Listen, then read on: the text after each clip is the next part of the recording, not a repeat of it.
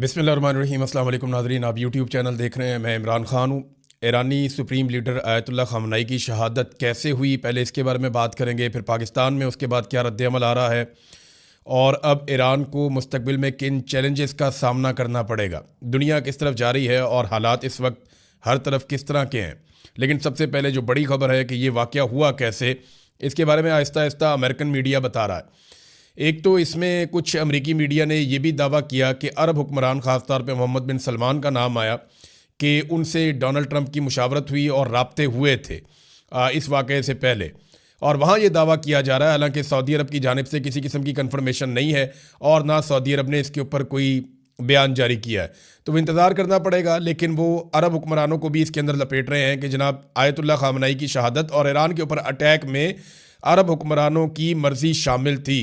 जबकि कुछ अर्सा पहले हमने ये खबर भी दी थी और सऊदी अरब में और अरब ममालिक के जो अखबारात हैं उनके अंदर ये छपा भी था कि सऊदी अरब ने अमेरिका को ईरान पर हमले के लिए अपनी एयर स्पेस देने से मना किया था। बहरहाल ये जो खबर आई है, न्यूयॉर्क टाइम ने ये इंकशाफ किया है कि आयतुल्लाह ख़ामनेई को कैसे शहीद किया गया। न्यूयॉर्क टाइम्स के मुताबिक CIA कई महीने से आयतुल्लाह ख़ामनेई की जासूसी कर रही थी। CIA को ये इंटेलिजेंस मिल चुकी थी कि हफ्ते की सुबह आयतुल्लाह ख़ामनेई आला ईरानी ओहदेदारान के साथ एक अहम मीटिंग करने जा रहे हैं। CIA ने अपनी इंटेलिजेंस, जिसमें आयतुल्लाह ख़ामनेई की लोकेशन के बारे में दुरुस्तगी पाई जाती थी कि जनाब ये मालूमात बिल्कुल ठीक है, इसराइल के साथ शेयर की। पहले इसराइल और अमेरिका का इरादा था कि रात के वक्त हमला किया जाए, लेकिन हफ्ते की सुबह मीटिंग की इतला मिलने पर दोनों ने दिन के वक्त हमले का वक्त एडजस्ट कर लिया। ईरान भी सुबह के वक्त हमले का सोच नहीं रहा था। ईरान को शायद ये गलतफहमी थी कि हमला होगा तो रात में होगा। सुप्रीम लीडर आयतुल्लाह ख़ामनेई की सदारत में सुबह 9 बजे बहुत सारे लोग जो उनके साथ मौजूद थे, बड़े अहम तरीन लोग हैं, जिनमें कमांडर इन चीफ पासदारान इनकलाब, वज़ीर दिफा और सरबराह मिलिट्री कौंसल, कमांडर पासदारान इनकलाब, इस्लामी फ़िज़ाई फ़ोर्स और नायब इंटेलिजेंस वज़ीर, ये बहुत सारे लोग और भी मौजूद थे। इनका इजलास तय था। हफ्ते की सुबह 6 बजे चंद अमरीकी जंगी जहाज़ ये तिल अबीब से निकले, ये इसराइल का दारुल हुकूमत है, वहाँ से निकले, जो तवील फासले तक मार करने वाले इंतहाई जदीद और दुरुस्त निशाना लगाने वाले हथियारों से लैस थे। तैयारों के उड़ान भरने के 2 घंटे और 5 मिनट के बाद, यानी जो तेहरान के अंदर, ईरान के अंदर उस वक्त था, उसके मुताबिक सुबह 9:40 पर आयतुल्लाह ख़ामनेई के कंपाउंड को निशाना बनाया गया। हमले के वक्त ईरानी कौमी सलामती के आला हुकाम कंपाउंड की एक इमारत में मौजूद थे, जबकि सुप्रीम लीडर ख़ामनेई साथ ही जो दूसरी इमारत है उसके अंदर मौजूद थे। हमले में आयतुल्लाह ख़ामनेई मौके पर शहीद हो गए। वहाँ मौजूद ईरानी दिफाई निज़ाम के ओहदेदारान, वो भी बहुत सारे थे, वो भी शहीद हो गए। अमेरिका ने ख़ामनेई के साथ साथ दीगर ईरानी मिलिट्री कमांडर्स और ओहदेदारान की लोकेशंस भी हासिल की हमले के लिए और वहाँ पे भी हमले किए, लेकिन उनमें से बहुत सारे बच गए। खौफनाक बात यह है कि CIA को इसी सोर्स ने आयतुल्लाह ख़ामनेई की लोकेशन बताई है, जिसकी रैकी पर जून में ईरानी शख्सियात को निशाना बनाया गया था। यानी 2025 के जून में जब ईरान की अहम तरीन शख्सियात को निशाना बनाया गया, आपको याद है कि तब कुछ एटॉमिक साइंटिस्ट और बाकी जो इनके मिसाइल्स बनाने वाले साइंटिस्ट हैं उनको निशाना बनाया गया था आज से 6 माह पहले। तो वही जो इंटेलिजेंस सोर्स है उसने ही यहाँ पे दोबारा से ये काम किया है। तो ईरान की एक बहुत बड़ी इंटेलिजेंस की नाकामी है। ईरान की इंटेलिजेंस को इस बात का आइडिया होना चाहिए था कि आयतुल्लाह ख़ामनेई को इस वक्त इतना वुल्नरेबल नहीं रखना, और उनको ये भी अंदाज़ा होना चाहिए था कि अमेरिका और इसराइल इस लेवल तक भी जा सकते हैं। क्योंकि देखें, सरबराह मुमलिकत को नॉर्मली इस तरह अटैक नहीं किया जाता, लेकिन थोड़े दिन पहले वेनेज़ुएला के सदर को अमेरिका उठाकर ले गया, तो अब आप क्या तवक्को कर सकते हैं। बहरहाल ये ईरान की इंटेलिजेंस का फेलियर है और CIA जो अमेरिका की टॉप इंटेलिजेंस एजेंसी है, उसने ये मालूमात गैदर की हैं अमरीकी अखबारात के मुताबिक, और उसमें उनका साथ दिया इसराइल ने, और इन्होंने ये एक बड़ा टारगेट अचीव किया ईरान के अंदर, जो वो बड़े अरसे से करना चाह रहे थे। ईरान के लिए एक बहुत बड़ा धचका है। ईरान के लिए नहीं बल्कि पूरे मुसलमान मुल्कों के लिए धचका है। दुनिया में बहुत सारी जगहों पे आयतुल्लाह ख़ामनेई की बड़ी कदर भी है। ख़ास तौर पे आयतुल्लाह ख़ामनेई एक बड़े सख्त गिर इंसान थे कुछ मामलात को लेकर, ख़ास तौर पे फ़लस्तीनियों के लिए इन्होंने बड़ी आवाज़ उठाई, हमेशा अमली जिद्दोजहद भी की है और अपने मौक़िफ़ से पीछे नहीं हटे। अब रद्द-ए-अमल आ रहा है, मुसलमान मुल्कों में आ रहा है, ईरान के अंदर बहुत बड़ा रद्द-ए-अमल आया, बहुत बड़े पैमाने पर अवाम निकल कर सड़कों पर आ गए। अब अगर आप देखें तो ये बहुत बड़े बड़े हुजूम हैं जो आयतुल्लाह ख़ामनेई की हमायत में ईरान में निकले हैं। यानी एक भी मुखालिफ हजूम इतना बड़ा नहीं निकला, इससे पहले हमने देखा भी नहीं। लेकिन आयतुल्लाह ख़ामनेई जो हैं उनकी शहादत के बाद बहुत बड़ी तादाद में ईरानी इकट्ठे हुए हैं और इससे जो हमदर्दी है मौजूदा रजीम की ईरान के अंदर, उसमें इजाफा हुआ है। अब नए सुप्रीम लीडर मुकर्रर किया गया है एक और शख्सियत को, इनका नाम है आयतुल्लाह अली रज़ा अराफ़ी। ये 67 साल इनकी उम्र है और ये आयतुल्लाह ख़ामनेई जो शहीद हो चुके हैं उनके बहुत करीबी साथियों में से एक हैं। और अब 3 मेन लोग हैं। अच्छा, ये अबूरी तौर पे है, ये कंफर्मेशन नहीं है, अबूरी तौर पे ये नए सुप्रीम लीडर रहेंगे आयतुल्लाह अली रज़ा अराफ़ी। और 3 लोग इस वक्त मुल्क के अहम तरीन फैसले करेंगे, एक चीफ जस्टिस, एक सदर और एक आयतुल्लाह अली रज़ा अराफ़ी जो सुप्रीम लीडर हैं। और इन्हें अबूरी मुद्दत के लिए वहाँ पे सुप्रीम लीडर का ओहदा दिया गया ईरान में और ये फैसला हो चुका है। अब बहुत बड़े बड़े चैलेंजेस हैं ईरान में, लेकिन पहले पाकिस्तान में आ जाते हैं। पाकिस्तान के तकरीबन तमाम बड़े शहरों में एहतजाज शुरू हो गया इस वाक़े के बाद, ख़ास तौर पे इस्लामाबाद में, कराची में, लाहौर में, पेशावर में, कोयटा में, तमाम जो दारुल हुकूमत है वहाँ पे, और गिलगित बल्तिस्तान में ये बड़ा शदीद एहतजाज हुआ है। पाकिस्तानियों में बहुत सख्त रद्द-ए-अमल दिया है। गिलगित बल्तिस्तान में अक़वाम मुत्तहिदा का दफ्तर जो है उसे आग लगा दी गई।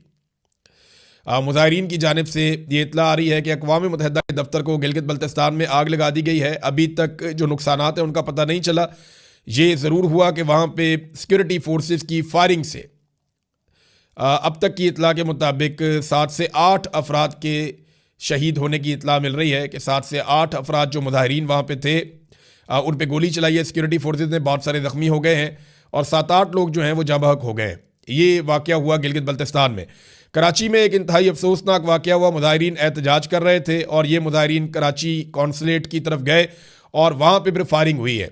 कुछ सोर्सेज ये कह रहे हैं कि ये फायरिंग जो है अमरीकी मरीन से की है जो वहाँ पे कौंसलेट में मौजूद थे, और कुछ सोर्सेज ये कह रहे हैं कि कराची की सिक्योरिटी फोर्सेज जो है, पुलिस वगैरह, उन्होंने ये फायरिंग की है। अभी तक इस पर कोई सरकारी कन्फर्मेशन नहीं आई, लेकिन अब तक की इत्तला के मुताबिक 10 लोग कराची वाले इंसिडेंट में जो मुजाहरा करने के लिए गए थे वो जाँ बहक हो गए हैं और बहुत सारे लोग ज़ख्मी हैं।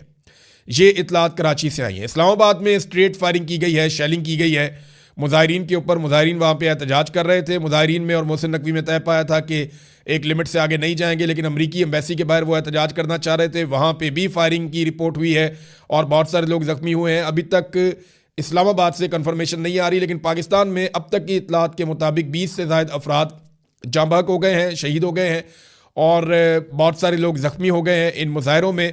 और हुकूमत रोकने की कोशिश कर रही है। बार बार ये पैगाम हुकूमती लोगों की जानिब से दिया जा रहा है कि आप पुरअमन रहें, एहतजाज करना आपका हक है। ये वाक़या बहुत अफसोसनाक है, लेकिन आप पुरअमन रहें।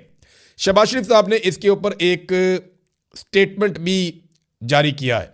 ये जनाब शहबाज शरीफ साहब ने जो ट्वीट किया उसमें उन्होंने कहा जी कि पाकिस्तान की हुकूमत और अवाम गम में बराबर के शरीक हैं। जो ईरान के लोगों को मिला है शहादत से आयतुल्लाह सैयद अली ख़मीनी की, ये शहबाज शरीफ साहब ने लिखा, और पाकिस्तान ने कंसर्न शो किए हैं violation of the norms of international law के बैनुल-अक़वामी कवानीन की जो खिलाफ वर्जी की है। और ये बहुत पुरानी एक रवायत है कि हेड ऑफ़ द स्टेट्स और जो हुक्मरान हैं उन्हें टारगेट नहीं किया जाता, लेकिन यहाँ पे ऐसा किया गया। ये भी शहबाज शरीफ ने लिखा है और साथ उन्होंने दुआ की है कि हम इसाले सवाब के लिए दुआ करते हैं और अल्लाह ताला उन्हें ईरानियों को हिम्मत दे इस नुकसान को, इसके बोझ को उठाने की। ये शहबाज शरीफ साहब का स्टेटमेंट है। शहबाज शरीफ के स्टेटमेंट में कहीं पे भी इसराइल का या अमेरिका का जिक्र नहीं है। उन्होंने कहीं पे भी इसराइल या अमेरिका की मजम्मत नहीं की।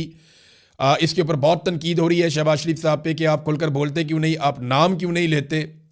तो इसके बाद बिलावल ने जो एक स्टेटमेंट जारी किया, पाकिस्तान पीपल्स पार्टी ने बिलावल की जानिब से, तो बिलावल का स्टेटमेंट भी ऐसे ही है मम्मी रेड्डी किस्म का, होम्योपैथिक। उसमें भी अमेरिका का नाम नहीं लिया गया। और जितने भी हुकूमती वज़रा स्टेटमेंट दे रहे हैं या हुकूमती लोग स्टेटमेंट दे रहे हैं उसमें वो अमेरिका को, डोनाल्ड ट्रंप को, CIA को इस खबर के आने के बावजूद वो किसी तरह की मजम्मत उनकी नहीं कर रहे। पाकिस्तान की कोशिश ये है कि वो मजम्मत भी कर लें, मुजाहिरीन को भी राज़ी रखें और गोल मोल करके मामला निपटा दें और अमेरिका और डोनाल्ड ट्रंप की नाराज़गी भी ना हो। अब जनाब बड़ा सवाल ये पैदा होता है कि आयतुल्लाह खामनई के बाद ईरान कैसा होगा। ये बहुत बड़े बड़े चैलेंजेस हैं। एक तो पाकिस्तान के अंदर लाहौर में भी मुजाहिरीन के ऊपर शेलिंग हो रही है और वहाँ भी पुरतशद्दुद वाक़यात हो रहे हैं। पेशावर में भी जो है वो शेलिंग हुई है। तफसीलात आएंगी, मैं आपके साथ शेयर करता रहूँगा। लेकिन अब बड़े चैलेंजेस ईरान के लिए क्या है और खामनई की शहादत के बाद ईरान किस तरह का होगा, ये है सबसे इम्पॉर्टेंट सवाल। अमेरिका की कोशिश ये होगी कि जल्द अज जल्द वो अपने अहदाफ हासिल करे। जितना वक्त ईरान को मिलेगा उतना ईरान को संभलने का मौका मिल जाएगा और अमेरिका कोशिश करेगा कि रजीम तब्दील कर दिया जाए। लेकिन खामनई की शहादत के बाद जिस तरह लोग निकले हैं उससे दिखाई नहीं देता कि रज़ा पहलवी टाइप का कोई बंदा ला के इंस्टॉल किया जा सकता है।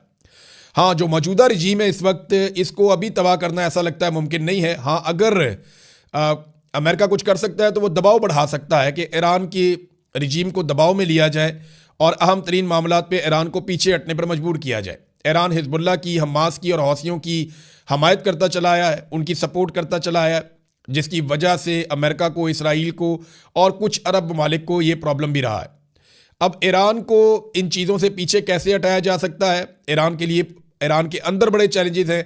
उनकी मईशत बहुत बुरी तरह धचका लगा उसे पिछले चंद महीनों में नहीं, अब चंद सालों में कह सकते हैं। लेकिन आयतुल्लाह खमीनी अपने मौक़िफ़ से पीछे नहीं हटे। उन्होंने काफ़ी हद तक ईरान को खुद मुख्तार किया। ईरान अपने बाजुओं पे भरोसा करता था दुनिया की बजाय। रशिया के साथ उनके अच्छे ताल्लुकात थे। पुतिन ने जो स्टेटमेंट दिया है वो ज़्यादा बेहतर स्टेटमेंट है पाकिस्तानी वज़ीर आज़म से। उन्होंने खुलकर अमेरिका और इसराइल की मजम्मत भी की है और इस वाक़े के ऊपर गम गुस्से का इजहार भी किया। अब नाज़रीन, अमेरिका जो है वो कोशिश करेगा कि ईरान को अपने मुताबिक चलाए और ईरान को बहुत सारे चैलेंजेस हैं। यानी इससे पहले किसी भी ईरानी हुक्मरान को इतने मुश्किल हालात में हुकूमत नहीं मिली जितने मुश्किल हालात में मौजूदा सुप्रीम लीडर आए हैं। ये उनका बहुत बड़ा इम्तिहान है कि वो किस तरह से अंदरूनी और बैरूनी ख़तरात से ईरान को निकालते हैं। देखिए, ईरान के अंदर भी उन्होंने अपने आप को मजबूत रखना है, अपनी कमांड एंड कंट्रोल रखना है और ईरान के अंदर लोगों को मुतमईन भी रखना है, ईरान की हिफाजत की जिम्मेदारी भी करनी है और दूसरा जो बैरूनी खतरात है उनसे भी निपटना है। ईरान लगातार जवाबी हमले कर रहा है। अभी भी ईरान लगातार जवाबी हमले कर रहा है और बहुत सारे अमरीकी तनसीबात को और इसराइल को वो निशाना बना रहा है। इसराइल का नुकसान बहुत थोड़ा हुआ है, इसराइल और अमेरिका दोनों का नुकसान थोड़ा हुआ है। उसकी वजह यह है कि इनका बंदोबस्त ईरान की निस्बत बेहतर है। ईरान क्योंकि एक बहुत बड़ा मुल्क है, वहाँ बेशुमार लोग हैं। जब आप अटैक करते हैं तो सिविलियंस की कैजुअलिटीज़ होती हैं। इसराइल पे जब अटैक किया जाता है तो इसराइल ज़ेरे ज़मीन बंकर्स में चले जाते हैं, वहाँ पे वो महफूज रहते हैं। उन्होंने पूरा बंदोबस्त किया हुआ है। तो अब तक की इतला के मुताबिक 6-7 इसराइलियों से ज़्यादा हलाकतें रिपोर्ट नहीं हुई और कोई 20 के करीब इसराइलियों का बताया जा रहा है कि वो ज़ख्मी हुए हैं। अमेरिकन का नुकसान रिपोर्ट नहीं हुआ, उनका दिफाई साजो सामान का नुकसान हो रहा है, इंफ्रास्ट्रक्चर का नुकसान हो रहा है। लेकिन अमरीकी फ़ौजी कितने मारे गए हैं इस बारे में हमारे पास कंफर्म इतलात नहीं है और ईरानी मिसाइल अमेरिका तक पहुंच नहीं सकते, वो बहुत दूर है। ईरान को अरब ममालिक के साथ भी कोई हल निकालना पड़ेगा और अगर उनकी सरजमीन से ईरान के ऊपर अटैक होता है तो ईरान किस तरीके से इस सारी सूरत हाल को मैनेज करता है। मैं आपको इसकी मिसाल ये देता हूँ कि पाकिस्तान के ऊपर पाकिस्तान की हुकूमत कहती है कि भारत हमला करता है अफ़गान सरजमीन से फितनतुल ख़वारिज को इस्तेमाल करते हुए और फिर उसके बाद पाकिस्तान इसी बुनियाद पर अफ़गानिस्तान के ऊपर एयर स्ट्राइक्स करता है। तो अगर ये आपका मौक़िफ़ बिल्कुल ठीक है तो इसी तरह ईरान के ऊपर जब दूसरे ममालिक से हमला होता है तो ईरान वापस उसी जगह पे स्ट्राइक करता है या उसी जगह के ऊपर ईरान जो है वो मिसाइल दागता है। तो अगर पाकिस्तान का ये मौक़िफ़ ठीक है तो फिर ईरान का भी ये मौक़िफ़ ठीक है। अब नाजरीन, जो आयतुल्लाह खामनई की कुछ आम चीज़ें थी उनमें एक तो उनका फतवा था जिसमें उन्होंने कहा था कि ईरान को एटम बम नहीं बनाना चाहिए। क्या उनकी शहादत के साथ ये फतवा ख़त्म हो गया और ईरान एटमी क़ुव्वत बनने की कोशिश करेगा? दूसरी एक उनकी बड़ी ख़ास बात ये थी कि उन्होंने ईरान को एक मजबूत फ़ौजी क़ुव्वत बनाया, ख़ास तौर पर मिसाइलों के मैदान में। और ईरान के पास इतनी बड़ी मिकदार में मिसाइल्स हैं, ये दुनिया को इसका आइडिया नहीं था। और अभी भी जो ईरानी सोर्सेज हैं वो ये कहते हैं कि ईरान कई महीने तक ये मिसाइल दागता रहे तब भी उसके पास ज़ख़ीरा मौजूद रहेगा। अगर तो ये इन्फॉर्मेशन ठीक है तो अमेरिका और इसराइल के लिए कोई अच्छी खबर नहीं है, ना ही मिडल ईस्ट के लिए ये कोई अच्छी खबर है। दूसरी जानिब सऊदी अरब समेत कुछ और मुल्कों ने बार बार ये तंबीह की है कि अगर ईरान ने दोबारा उनके ऊपर अटैक किया या उनकी सरजमीन के ऊपर मिसाइल दागे तो फिर वो जवाबी हमला करेंगे। अब ये सारी चीज़ें मैनेज करना किसी भी नए हुक्मरान के लिए बहुत मुश्किल है, लेकिन ईरानी बार बार इस तरह की चीज़ें देखते रहे हैं और इनका सामना करते रहे हैं। अब आप आ जाए पाकिस्तान के अंदर, पाकिस्तान की हुकूमत के ऊपर दबाव बहुत बढ़ जाएगा, ख़ास तौर पे शहबाज शरीफ के ऊपर। शहबाज शरीफ ने डोनाल्ड ट्रंप को कई मरतबा अमन के नोबेल इनाम के लिए नामजद किया। डोनाल्ड ट्रंप को पाकिस्तान और इसराइल ये दोनों अमन के नोबेल इनाम के लिए नामजद कर चुके हैं। ख़मीनी की शहादत के बाद शहबाज शरीफ पे बहुत दबाव बढ़ेगा और पाकिस्तान में अवाम की एक बहुत बड़ी तादाद ये मुतालबा करेगी और ये मुतालबा शुरू हो गया है कि पाकिस्तान अमन के नोबेल इनाम के लिए डोनाल्ड ट्रंप की नामजदगी वापस ले। और एक और मुतालबा किया जा रहा है कि पाकिस्तान अमरीकी सफ़ीर को पाकिस्तान बदर कर दे। अब ये तो बड़ा मुश्किल काम है, यानी अमरीकी सफ़ीर पाकिस्तान से वज़ीर आज़म पाकिस्तान को तो मुल्क बदर कर सकता है। कई दफ़ा कई पाकिस्तानी वज़ीर आज़म मुल्क से निकाले गए और अमरीकी सफ़ीर फिर भी पाकिस्तान में रहे, तो अमरीकी सफ़ीर को पाकिस्तान बदर कैसे किया जाए, ये तो तकरीबन नामुमकिन वाली चीज़ लगती है। अमरीकी जो एम्बेसी है उसका भी एक स्टेटमेंट आया पाकिस्तान में और वो ये कह रहे हैं कि हम सारी सिचुएशन को मॉनिटर कर रहे हैं, हम सूरत को देख रहे हैं, जहाँ जहाँ हमारी कॉन्सुलेट्स हैं उनके पास क्या हो रहा है। और दूसरा मैं आपको ये बता देता हूँ कि अमरीकी हुकाम की जानिब से पाकिस्तानी हुकूमत पर यह दबाव डाला गया कि हमारा किसी किस्म का नुकसान नहीं होना चाहिए। ये जो मुजाहिरीन हमारी कॉन्सुलेट की जानिब आ रहे हैं या हमारे दफातर की जानिब आ रहे हैं, इन्हें दूर धकेला जाए, इनको यहाँ से हटाया जाए। और उसके बाद फिर आपने देखा कि पाकिस्तान की सरकार ने बड़ी ज़ोरदार तरीके से कार्रवाई की है, क्योंकि अमेरिकन का हुक्म आ जाए तो फिर ये देखते भी नहीं है। आपने देखा कुछ अर्सा पहले जो तहरीक लब्बैक के साथ हुआ, उनके बहुत सारे लोग कत्ल कर दिए गए मुरीदके में, एक कत्लेआम हुआ वहाँ पे, वो लीडरशिप ही आज तक नहीं मिलती, तो वो भी अमेरिका की एम्बेसी की तरफ ही जा रहे थे। और आज भी जो लोग उस तरफ जिन्होंने मुँह किया उन्हें गोलियाँ मार दी गई और कुछ जलाओ घिराव हुआ है, कुछ तोड़ फोड़ हुई है कुछ जगहों पे, और उसके नतीजे में फिर सिक्योरिटी फोर्सेस ने जो किया। और कुछ इतलात के मुताबिक अमरीकी मरीन्स जो मौजूद हैं कराची में, ये अभी कंफर्मेशन नहीं है इसकी, लेकिन ये दावा किया जा रहा है कि अंदर से फायरिंग हुई है और उसके नतीजे में मुजाहिरीन जाँ बहक हुए हैं। तो पाकिस्तानी हुकूमत वही करती है जो अमेरिका से उन्हें हुक्म आ जाता है, और पाकिस्तानी कितने भी मारे जाएँ, कितने भी पाकिस्तानियों का कितना भी नुकसान हो जाए, इससे कोई फ़र्क नहीं पड़ता पाकिस्तान को या पाकिस्तानी हुक्मरानों को। उन्हें हर हाल में अमेरिका की जानिब से जो हुक्म मिले वो उनको पूरा करना पड़ता है। अब ये जो मुतालबात है ये बड़े खौफनाक है। अमरीकी सफ़ीर को मुल्क बदर करो, ये एक मुतालबा सामने आ गया मुजाहिरीन का। दूसरा ये आ गया कि डोनाल्ड ट्रंप की जो नामजदगी है उसको शहबाज शरीफ साहब वापस लें इस इंसिडेंट के बाद।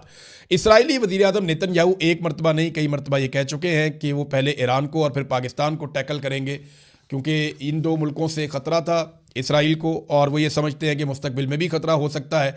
लिहाजा इन दो मुल्कों के पास वो ताकत या हथियार नहीं होने चाहिए जो कभी भी इसराइल के लिए या इंडिया के लिए ख़तरा बने। तो पाकिस्तान के पास एटमी हथियार मौजूद है। हमारे बहुत सारे दोस्त, मैं खुद भी ये समझता हूँ कि एटमी सलाहियत आपके पास है तो आपके ऊपर उस तरह से कोई अटैक नहीं कर सकता, लेकिन अगर आपके पास सिर्फ एटमी सलाहियत है और बाकी हर चीज़ के अंदर आप कमज़ोर हैं, तो फिर आपके लिए ये सोचने का मकाम है। अब तक के लिए इतना ही। अपना ख्याल रखिएगा, अपने इस चैनल का भी। अल्लाह हाफ़िज़।